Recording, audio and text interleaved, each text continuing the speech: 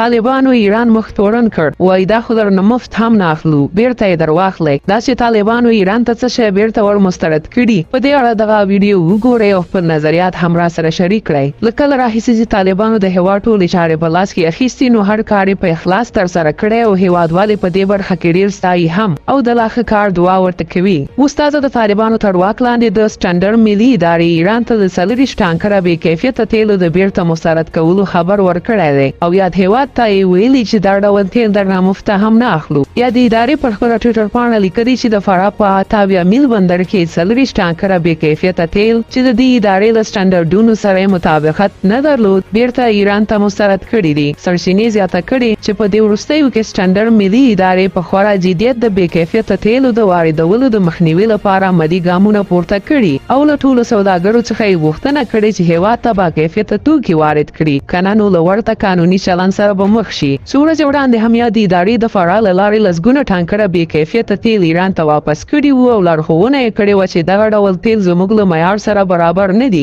د حمید عمر په نوم د تیلو پمپ مالک د سټنډرډ ملي ادارې له کارونو خوښ دی او وایي چې په دې وروستیو کې د بې کیفیته تیلو مخه نیول شوې چې موټر چلوونکي هم ورته خوشحاله دي او د پخوا په پرتله یې شکایتونه کم شوي دي. د عبدالله په نوم یو موټر چلوونکی وایي پخوا به مو چې تیل واچول نو موټر به وارث پیدا کاوه او د ماشین خوند به یې هم نه و او دا ټول د طالبانو برکت دی. خدای دې وکړي چې دوی د وطن لپاره نور ډیر کارونه هم وکړي.